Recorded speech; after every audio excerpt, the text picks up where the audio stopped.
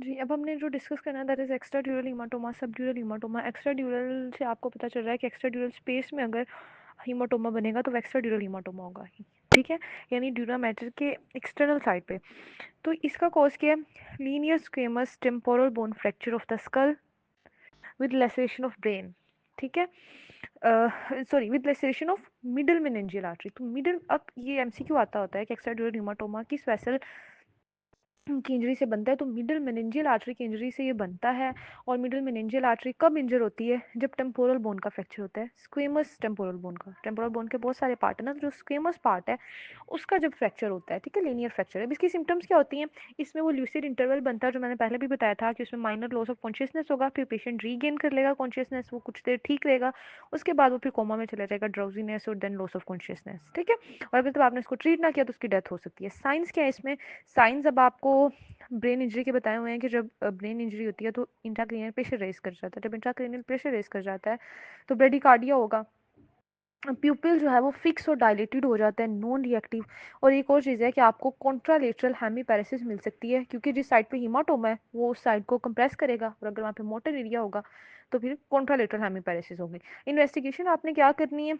Investigation जो है CT scan brain, investigation of choice है। एक फिगर भी उसने ऐड की हुई है आपको, बाई कन्वेक्स, जहाँ पे भी वर्ड बाई कन्वेक्स आ जाए ना तो यूजुअली एक्सट्राड्यूरल हीमाटोमा होता है। आपको ब्राइट बाई कन्वेक्स हीमाटोमा मिलेगा और उसके वेल डिफाइंड बॉर्डर होंगे। मैनेजमेंट क्या है? एटीएलएस प्रोटोकॉल, एयरवे ब्रीदिंग सारा कुछ। उसके बाद आपको इवैक्यूएशन करनी होती है इसकी, और ओपन क्रेनोटमी करके हम इसकी इवैक्यूएट करते हैं। उसके बाद मैनिटोल आपने अवॉइड करना है, ठीक है। एक्साड्यूरल हीमाटोमा में आपने मैनिटोल नहीं देना। नेक्स्ट आ जाता है जी सबड्यूरल हीमाटोमा। सबड्यूरल हीमाटोमा में क्या है कि ब्लड कलेक्ट करेगा between dura mater and arachnoid mater. और इसको कैसे करेक्ट करना है? Supratentorial mass lesion and must be considered in comatose patient. ये यूजुअली कोमाटोस पेशेंट में कंसिडर किया जाता है, क्योंकि इसमें ल्यूसिड इंटरवल तो नहीं होता कि पेशेंट पहले लॉस ऑफ कॉन्शियसनेस हुआ फिर रीगेन कर ली, इसमें ऐसा नहीं होता। इसमें यूजुअली जो कोमा के साथ पेशेंट आ रहे होते हैं, लॉस ऑफ कॉन्शियसनेस के साथ आ रहे होते हैं किसी ट्रॉमा के बाद, तो वो फिर माइंड सबड्यूरल हीमाटोमा की तरफ जाना चाहिए। मोर कॉमन ये एल्डरली पेशेंट में है, क्योंकि उन लोगों में सेरिब्रल एट्रोफी हो रही होती है। तो जैसे जैसे एट्रोफी हो रही होती है तो जो वेन्स हैं, ब्रिजिंग वेन्स हैं, उनको बड़ी आसानी से लेसरेशन हो सकता है, क्योंकि उनका डिस्टेंस इंक्रीज कर गया है। तो जो ब्रिजिंग वेन है, हल्का सा भी एक ट्रोमा होगा, उनकी लेसरेशन हो जाएगी और उसकी वजह से उनका रप्चर हो जाएगा और वहाँ पे हीमाटोमा बन जाएगा। ट्रोमा मोस्ट कॉमन कॉज है एल्डरली लोगों में और एडवांसिंग एज के साथ। सिम्टम्स की बात करें तो हेडेक, अल्टर्ड कॉन्शियसनेस, उसके अलावा vomiting, weakness, confusion, speech disturbance, seizure, vertigo, किसी भी ब्रेन इंजरी के जो भी फीचर्स होते हैं वो सारे आएंगे। साइंस की बात करें तो लॉस ऑफ कॉन्शियसनेस, ठीक है, papilloedema, pupillary inequality, facial weakness, motor asymmetry, memory loss, aphasia, ये सारी चीज़ें। जब भी आपके पास सिनेरियो है कि एल्डरली पेशेंट है 60-70 ईयर्स का और उसको ट्रोमा हुआ है, उसके बाद से उसका लॉस ऑफ कॉन्शियसनेस है, तो तब आपका माइंड सबड्यूरल हीमाटोमा की तरफ जाना चाहिए। क्लासिफिकेशन अगर करें तो एक्यूट और सब एक्यूट, क्रोनिक। एक्यूट जो होता है वो with in 3 days of trauma patient present करता है, सब एक्यूट में 4 to 20 डेज में प्रेजेंट करता है, क्रोनिक में आफ्टर 20 डेज प्रेजेंट करता है। इन्वेस्टिगेशन इसमें भी सिटी स्कैन है या एमआरआई करवा सकते हैं। सिटी स्कैन पे आपको क्रीसेंट शेप हीमाटोमा मिलेगा जिसका डिस्टिंक्ट बॉर्डर होता है और ये मिड लाइन को क्रॉस नहीं करता, क्योंकि मिड लाइन में फाक सेरिब्रल है तो ये मिड लाइन को क्रॉस नहीं करता, ठीक है। और अक्यूट अगर होगा तो ब्राइट वाइट आता है ये सिटी स्कैन पे। और अगर 3 डेज के बाद सीटी करवाएं तो ये थोड़ा डिफिकल्ट होता है, फिर सीटी पे ऐसे ब्राइट वाइट नहीं नज़र आता। और उसके बाद जो है ये हाइपोडेंसिटी की तरफ यानी डार्क होना शुरू हो जाता है। ट्रीटमेंट इसका भी ऊपर ओपन क्रेनोटमी और इवैक्यूएशन ही है। और पोस्ट ऑपरेटिव केयर आपने क्या करनी है? जब एक दफ़ा ट्रीटमेंट कर दिया तो क्या पोस्ट ऑपरेटिव केयर है? पेशेंट को वेंटिलेट करें, क्योंकि मैंने आपको बताया था कि जो हाइपर वेंटिलेशन करवानी है, और पेशेंट को जो है वो हीमोडायनेमिकली मोनीटर करते रहें, उसको यूरिनिक कैथेटर से यूरिन आउटपुट मोनीटर करें, सीवीपी लाइन से मोनीटर करें, और उसकी नर्सिंग केयर करें। ड्रग्स उसको एनाल्जेसिया देना है, सीडेशन देनी है, ये पोस्ट ऑपरेटिव हम केयर देख रहे हैं। इंट्राक्रेनियल प्रेशर को मोनीटर करते रहना है, वो रेज नहीं होना चाहिए। सेरिब्रल परफ्यूजन प्रेशर को मोनीटर करना है, टेम्परेचर मोनीटर करना है और सिटी को रिपीट करना है अगर कंडीशन डिटेरियोरेट करे।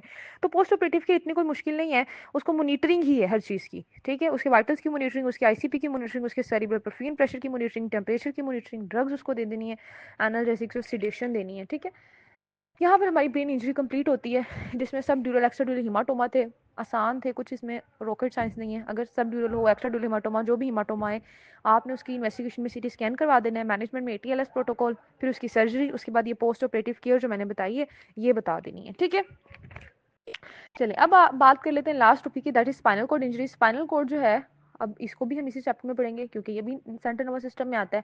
ये वर्टिब्रल कॉलम में प्रेजेंट होता है और हाई ऑर्गेनाइज नर्वस टिश्यू है। इसके कॉजेज क्या हैं इसकी इंजरी के? Road traffic accident, gun shot injury, या हाइट से अगर कोई गिर जाए, स्पोर्ट इंजरी, इन सब में इसका डैमेज हो सकता है। ठीक है, अब इफेक्ट क्या आते हैं स्पाइनल कॉर्ड इंजरी से? इसकी दो कैटेगरीज बनाई जा सकती हैं, कंप्लीट या इनकम्प्लीट। कंप्लीट इंजरी अगर हो जाए तो फिर जहाँ पर इंजरी हुई है ना उससे नीचे below the level of injury कोई फंक्शन नहीं होगा, कोई सेंसेशन भी नहीं होगी और कोई वॉलेंट्री ना मूवमेंट भी नहीं होगी, यानी ना मोटर फंक्शन है ना सेंसरी फंक्शन है, और दोनों जो साइड्स हैं बॉडी की वो इक्वली अफेक्टेड होंगी।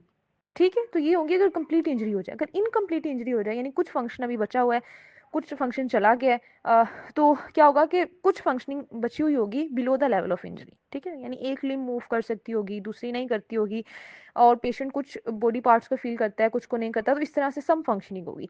नेक की अगर इंजरीज हो जाए तो क्वाड्रीप्लेजिया हो जाता है, क्योंकि नेक लेवल पे इंजरी है, तो below the level upper limbs भी आती हैं, लोअर लिम्स भी आती हैं, तो क्वाड्रीप्लेजिया। ठीक है, और ऐसे लोगों को वेंटिलेटर देना पड़ता है ब्रीदिंग के लिए क्योंकि रेस्पिरेटरी मसल भी पैरालाइज कर गए हैं। और अगर C5 के लेवल पर इंजरी हो तो शोल्डर और बाइसेप बच जाते हैं। ठीक है, लेकिन रिस्ट और हैंड की मूवमेंट चली जाती है। C6 के लेवल पे इंजरी हो तो रिस्ट का कंट्रोल भी बच जाता है, वो भी खराब नहीं होता, लेकिन हैंड का फंक्शन चला जाता है। C7 पे T1 के लेवल पे इंजरी हो तो जो इंडिविजुअल हैं वो अपने आर्म्स को स्ट्रेटन कर सकते हैं, लेकिन उनमें हैंड और फिंगर्स में कुछ प्रॉब्लम्स आएंगी। और अगर थ्रेसिक लेवल पर इंजरी हो तो पैराप्लीजिया होगा। ठीक है, हैंड्स को कुछ नहीं होगा लेकिन लिम्स, लोअर लिम्स पर इफेक्ट आएगा। और T1 से T8 के लेवल तक इंजरी हो तो ट्रंक का जो कंट्रोल है वो भी पुअर हो जाएगा क्योंकि एब्डोमिनल मसल पैरालाइज हो जाएंगे। और अगर T9 से T12 के लेवल पर इंजरी हो तो सिटिंग बैलेंस अच्छा होगा एब्डोमिनल मसल्स के लिए और ट्रंक कंट्रोल अच्छा होगा। लेकिन अगर लंबर और सैक्रल रीजन जो है उनको इंजरी हो जाए, लंबर और सैक्रल को, तो जो आपके हिप फ्लैक्सेस हैं उनका कंट्रोल चला जाएगा और लेग्स का कंट्रोल चला जाएगा। ठीक है, तो ये सारे उन्होंने लेवल्स बता दिए हैं। नेक के लेवल पे है तो पैराप्लीजिया है, थोरैक्स के लेवल पे, सॉरी नेक के लेवल पे है तो क्वाड्रीप्लीजिया है, थोरैक्स के लेवल पे है तो पैराप्लीजिया है। ठीक है, और अगर नेक के लेवल पे है तो आपको वेंटिलेटर भी पेशेंट को देना पड़ेगा। उसके अलावा ये तो था ना मोटर फंक्शन में देख लिया, लॉस ऑफ सेंसेशन भी हो सकता है स्पाइनल कॉर्ड इंजरी के साथ, loss of bowel and bladder control भी होगा। ठीक है, सेल्यूल फंक्शन भी लॉस होगा।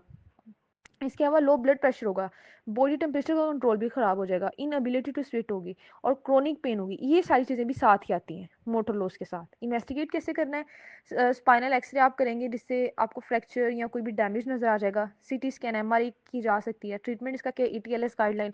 उसके बाद आपने स्पाइनल कॉर्ड इंजरी को क्या कैसे ट्रीट करना होता है? जैसे ETLS में देखा हमने फौरन से इमोबिलाइज करना है इंजर्ड पेशेंट को, स्पाइन बोर्ड यूज़ करना है, उसको इमोबिलाइज करना है ताकि फर्दर डैमेज ना हो जाए।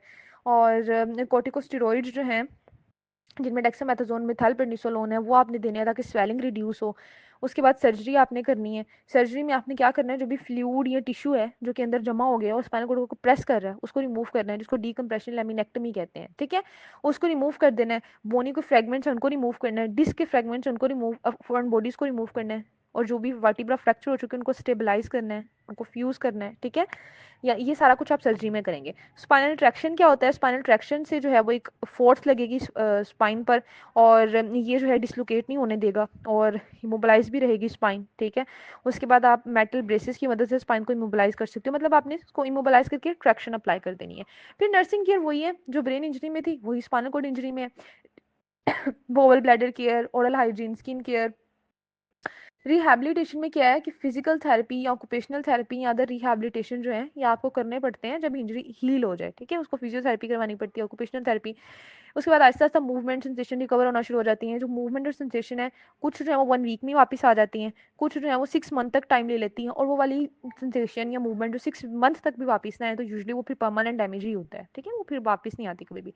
कॉम्प्लिकेशन इसमें इंपॉर्टेंट है कि अगर स्पाइनल कॉर्ड की इंजरी हो जिसमें हमने देखा है कि मोटर लॉस हो रहा था, सेंसरी लॉस हो रहा था, और bowel bladder care, bowel bladder control loss, sexual function loss, और ब्लड प्रेशर लो हो जाएगा, जिसकी वजह से हमें पता भी है कि शोक में चला जाता है patient.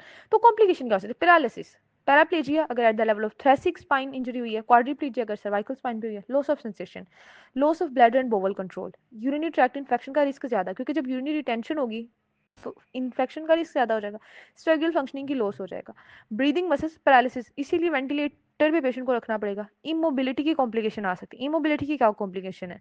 Skin breakdown, contracture, deep vein thrombosis, pulmonary infection, ठीक है, ये सारी आपके पास स्पाइनल कॉर्ड की इंजरी की कॉम्प्लिकेशन है, जो बहुत आसान है, कॉन्सेप्चुअल बातें हैं सारी। स्पाइनल शॉक का मतलब ये है कि आपको, मैंने कहा था, जब स्पाइनल कॉर्ड की इंजरी होगी तो ब्लड प्रेशर लो होता है, पेशेंट हाइपोटेंशन में चला जाता है। ऐसा क्यों होता है? क्योंकि जो जितना भी स्पाइनल रिफ्लेक्स जाना था below the level of injury, अब वो नहीं जा रहा, स्पाइनल रिफ्लेक्स नहीं जा रहा। इसकी वजह से, क्योंकि स्पाइनल कॉर्ड की तो ट्रांसेक्शन हो गई है, इसकी वजह से क्या होगा? सिंपैथेटिक टोन लॉस कर जाएगी। जब सिंपैथेटिक टोन नहीं होगी तो जो भी ब्लड वेसल्स हैं वो, सिंपैथेटिक टोन नहीं होगी तो जो भी ब्लड वेसल्स हैं वो डायलेट कर जाएंगे, ठीक है, आर्टीरियल हाइपोटेंशन हो जाएगी। तो अगर हम देखें स्पाइनल शॉक में क्या होगा, सबसे पहले तो न्यूरोजेनिक शॉक होगा, यानी ब्लड लॉस नहीं हुआ, सिर्फ जो आपकी वेसल्स की कॉन्ट्रैक्शन थी वो खत्म हो गई है, ठीक है, वेसल्स डायलेट करके। दूसरा, रेस्पिरेटरी इनसफिशिएंसी होगी, quadriplegia, upper and lower extremity areflexia, anaesthesia, sensation भी लॉस हो गई है, मोटर रिस्पॉन्स भी लॉस हो गया है, रेस्पिरेशन भी खराब हो रही है, शॉक में चला गया पेशेंट, यूरिनरी और बाउल रिटेंशन हो रही है, एब्डोमिनल डिस्टेंशन है, इलियस है और गैस्ट्रिक एम्पटाइन डिले है। तो ये सारा कुछ होगा तो फिर हम कहेंगे पेशेंट जो है वो स्पाइनल कॉर्ड की इंजरी के साथ आप हमारे पास आया, स्पाइनल शॉक में है।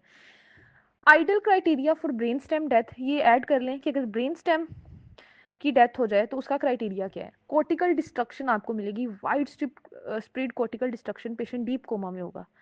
जितनी भी तरह की स्टिमुलेशन है सबके लिए अनरिस्पॉन्सिवनेस होगी, चाहे वो कोई भी स्टिमुलस हो।